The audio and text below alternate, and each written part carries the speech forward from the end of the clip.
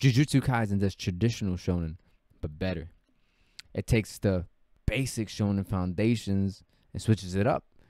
And I nodded to this a bit in my last Jujutsu Kaisen video where I spoke about Yuji versus Sukuna. But here today, I wanted to touch on something a bit different and talk about the usefulness of the characters in Jujutsu Kaisen. And around the context of battles for the most part, but not about fights overall, if that makes sense, because I feel like the fights of Jujutsu Kaisen, the choreography of the fights, the paneling of the fights, or the animation of the fights are just an entirely different video within it itself. That this isn't that today. I want to speak about how within those battles, the people who partake in those battles continue to be useful from episode 1 to episode whatever we're at, or from chapter 1 to whatever chapter we're at right now so far in the story. I've been reading manga for a good time now. I've been watching anime since a kid, and I'm used to a lot of things. So when I say better, I just mean that it's doing the things that I liked seeing as a kid, and it's not just rehashing it and just putting a different name on it. It's actually taking, just the concepts and the foundation of those things and just doing its own thing with them. I like when creators create, not just pick up on blueprints that made other creators successful and just rehash them and use them there, and not following a safety guideline. And I appreciate this from any type of creative, whether it's a fighter, whether it's a musician, whether it's someone who just draws a picture of a stick figure. I don't know. I just like people being different. One of the biggest letdowns for me from any series is when the series introduces a bunch of cool characters, fantastic designs. I'm like, wow, I'm really digging these people. And then as the story proceeds and progresses, they get written out of the plot line because they're not useful anymore, because the power system has reached lengths that they can't reach. And now all they can do is pom-pom and cheer on the main character with the power of friendship to beat the big bad guy.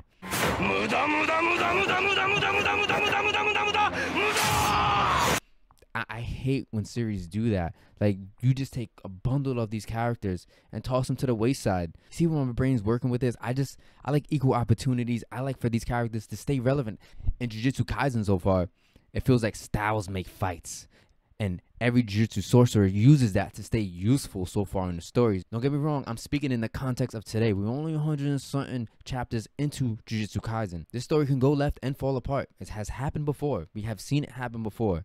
I'm just hopeful that it isn't. And from this point, what I'm speaking on, it doesn't seem that way. And it seems like these styles and these matchups that these Jujutsu sorcerers and these cursed spirits get in just keep being more entertaining, and no one's getting written out and left on the wayside so far. Everyone is still here to compete to an extent. Don't get me wrong. Some people just can't compete with others. It's gonna happen. But at least it's apparent that there's still a majority bundle of all these cool characters we got introduced to that are gonna do some major things in the world of Jujutsu Kaisen. Style makes fights. What do you mean, Matt? And why are you so in awe about this? Well, let's take it to my boy Nanami. Nanami the G. Nanami is the man. But at one point, Nanami was going against Mahito, and he realized his ratio technique isn't going to do anything to this cursed spirit. He can't fight this guy. A grade 1 sorcerer is ineffective against this cursed spirit. You would sit back and think, okay, well, now you need a special grade sorcerer to go against this special grade cursed spirit because ratio man over here can't get it done. No. Later on in the series, we have Nobara, first-year student, go against Mahito, a stronger Mahito at this point, and do work and actually damage him. Yes, she is fighting a copy of him, but through that copy, she is actually affecting the real Mahito. She is another arch nemesis to Mahito. If he says that correctly, my arch rival, my arch nemesis, my... basically someone else whose technique is a weakness to him, because to hurt Mahito, you have to touch his soul. And it's funny though, and I like this, and I say styles make fights, because yes, Nobara is a first-year student, but just a few moments ago, before she went against Mahito, she had to get saved by Nanami the G, because she was going against an evil sorcerer, a bad sorcerer, who was giving her work. And Nanami came through, handled him real quick, and they went on their separate ways.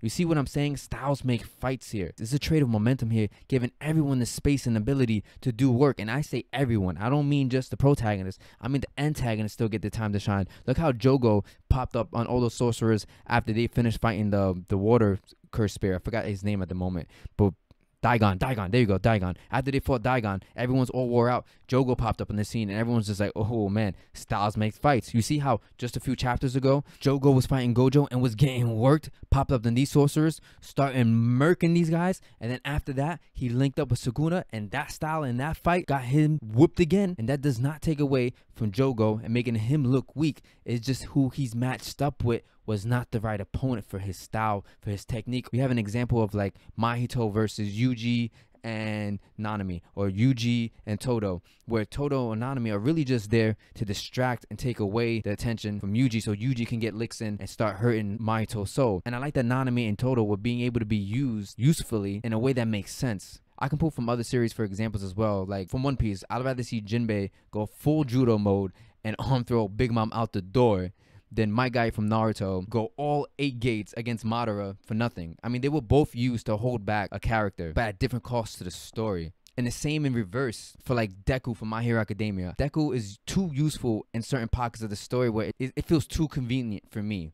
Where for Yuji, he conveniently is useful against like a character like Mahito, where he just happens to be his arch nemesis because he could directly attack his soul, or the other sorcerers that he fought, like Todo and the other curse room, who with his cursed energy and his cursed ability, he hits them and they start to think that they're kin, that they're related and they're family. Those things are written in ways that make sense to me, other than like wasting my guy against Madara for no reason, or Deku having those random plus ultra, let me push past my limits and be awesome moments. For me, it's just the way I see things and why I appreciate Jujutsu Kaisen. I do appreciate My Hero Academia, but why I appreciate Jujutsu Kaisen. The power structure of Jujutsu Kaisen, we can even look at that to further enforce the technique to plot ratio here, you know? Like, we have all these characters with abilities placed around, you know, cursed energy and stuff, but when it's one-on-one, sorcerer against sorcerer, I can use a gun. A gun is useful. A knife is useful. Just a regular knife, a regular gun with regular bullets. With the power system really helping to ensure the longevity of characters being useful in the story, we also have dialogue within the story to make sure that these characters stay useful, and when they are useful, it makes sense that they're useful, if that makes sense. Like Noritoshi, when he went against Megami, and the special grade came in, and they all started fighting the special grade. Megami had taken a few steps back from that fight and looked at everything that Noritoshi was doing. It was like, I was just fighting you and you weren't doing any of this stuff, so you were holding back against me. And now in the story, when Noritoshi popped up to help Yuji fight Geto, I'm like, oh man, Noritoshi's here. He held back last time we seen him. He has more potential, and it's been time since the last time we seen him, so he's definitely got stronger. So it feels right that he can be a help here, or even all the hype that we get for Yuta. Like, it makes sense that when he pops up on the scene, he's gonna be hella useful. Not just because he's overpowered, but for how the story infers multiple times through multiple characters that this guy is a super useful combatant, and this guy has tremendous potential. You know, like, I really feel like Naruto wrote itself in a hole to the point where, like, all those cool characters that I love just don't feel the same, because I just don't think they can do anything in the main part of the story after a while. Or even like how Solo Leveling a bit for me, like when they introduced the S rankers, they're kind of just irrelevant at this point in the story. You know, those type of things just bother me. And like, look how in Boruto, they're trying to get Naruto out the paint. And like, look at the necessary steps they're taking to do that. It just seems so words to explain this. It just uncreative, uninspired, uninspiring to me, at least looking at it. And then look how they're trying to get Gojo out the paint. Look how they were focusing and fighting so hard and coming up with this strategic plan to get Gojo out the paint. The two strongest characters from both series, well, Naruto is one of the strongest characters from his series. How they're getting one out and how they're getting the other out. I just appreciate the creativity, at least, and it inspires me to be creative in my own right, in my own world. The way Gojo got set up showed me a bunch of usefulness from the antagonist, main antagonist. Showed me that even through technique to plot ratio, they still couldn't get Gojo out the paint, and it took a lot more. Man, I had anxiety. I seen Jogo have anxiety because he's like, man, 20 minutes, this is forever. I can't do nothing to this man. He's gonna kill me. Seal this man. Put him away. Geto come through. Boom. Sealed Gojo, the most overpowered character in the series, the strongest character in the series, is now sealed away into a Rubik's Cube. And you know what that means? It means that him not being here leaves room for all the other characters in the series to become more useful, right? I really think that keeping characters relevant throughout the timeline of a story is hard. And you really need to set up the building blocks for that in the beginning of the story so that they can continue to be relevant. I'm just thankful for more creative stories, and I don't feel like it's done proper from a lot of other stories that I love and I truly enjoy. So to see something being put together like this, so just, I want to give credit where credit's due and say I like it when I like it and call out why I like it when I like it, So I hope you guys understand. I'm not hating on no other series. I'm not really talking down on anything. I'm just expressing why I think Jujutsu Kaisen stands out right now to me. So with that, though, I bid you adieu. Everybody, eat some good food. Please, I'm hungry. I haven't ate all day. I'm going to eat soon. So don't forget to like. Don't forget to subscribe. Hit the bell notification if you want to be rung up for more videos like this. Hit me in the comment section so let's talk about it. Hit me on Twitter. We could talk about it there. I'm Valentine. Thank you for watching my videos. I always appreciate it. Later.